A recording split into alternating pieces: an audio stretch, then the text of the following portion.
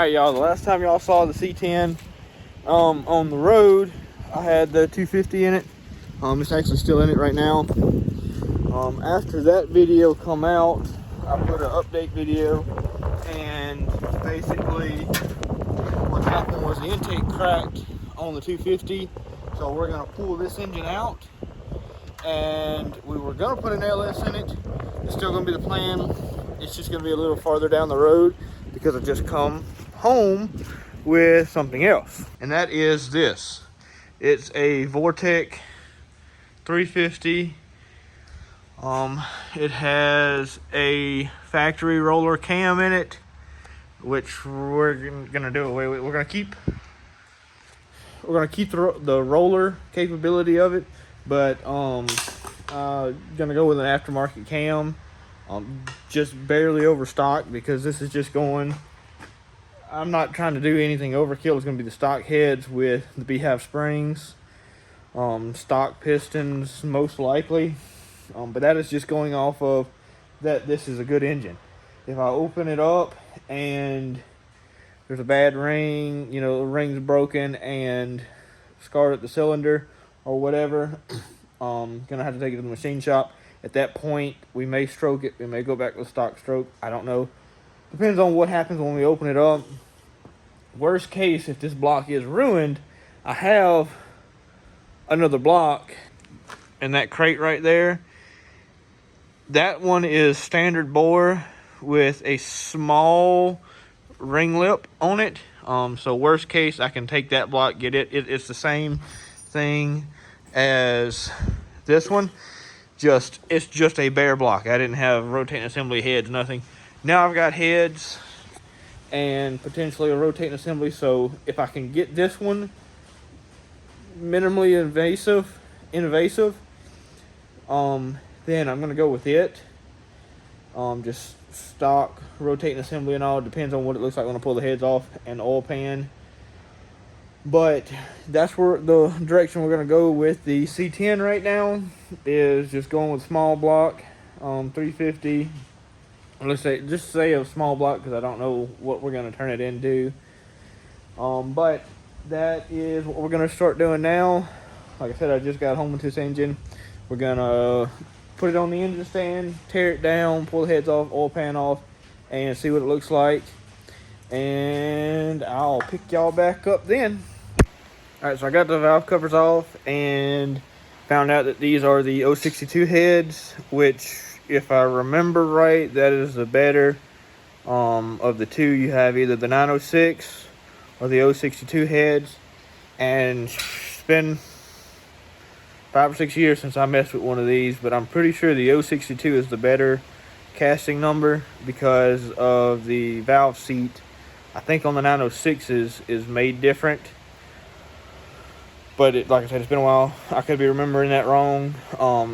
But they look pretty clean in here. I mean, there's a little bit of sludge, not really sludge, but build up in here, so that's promising. The valley looks pretty clean. There's a little bit of trash from me moving around, but so far it's looking pretty promising. I'm about to pull one of these heads off and see what the cylinders look like.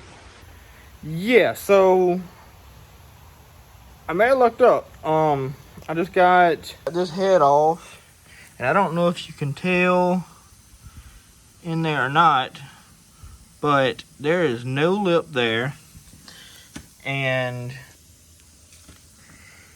you can still see the cross hatches and the cylinders. So I'm gonna mic it and see, but probably going to just, as long as the other head looks fine, probably gonna just pull it down, check, make sure everything looks good, and re-ring it, re-bearing it, and put it back together and run with it, because I don't see anything wrong so far. Like I said, I still got to pull the other head off, so we'll get it pulled off and check that out, and then I'm gonna flip it over, pull the oil pump, or pull the oil pan off, check that. Actually probably won't flip it over, drain the oil, and pull the pan off so I can see anything that would be in it. And as long as everything looks good, we'll probably just clean it up real good and put it back together and stick it in the C10. All right, so I ended up, the other night I got, the heads off of the engine, and I ended up pulling the oil pan off. I didn't really get to do anything else. I just let it kind of drip out overnight, but I got it flipped over now, and I pulled this rod cap off, and there's a little bit of grooving in it, but you can't really feel much. The bearing itself is a little bit of wear, but it's not terrible. I've seen a lot worse. So I'll pull the rest of them off and make sure they all look that way or better. Worst case, if I have to get a new crank and all, it's not the end of the world. We'll just go that route. And as far as cylinders and all, that all looks fine. I'm still kind of back and forth on what I want to do. I may end up actually taking the block to the machine shop just to make sure everything is good. Go ahead and bore the cylinders out to go ahead and clean them up anyway. And if I have to end up getting a new crank and all, I may go ahead and go with a stroker crank. I don't know. Just depends on what I find. So that's kind of where we're at right now. I'm gonna pull some more bearings and all, bearing caps and all off, rod and main caps off, check all the bearings out, see how it looks, and we'll go from there. So I ended up deciding to go ahead and pull the pistons out. I'm going to re-ring it and re-bearing it, just because I would rather put it together and do it as right as I can right now to give it as much chance to keep running. But I got to wait on the piston rings, and then I'm going to start cleaning stuff up, putting it back together.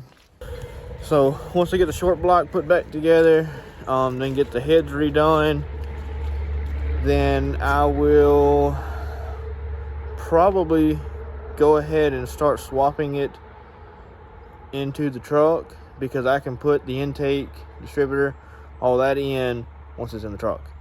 So once I can kind of basically get a long block put together, then we can start swapping it and go from there. But for now, that's going to be it. I'm going to end this video off. Thank y'all for watching. Check us out next week for more content.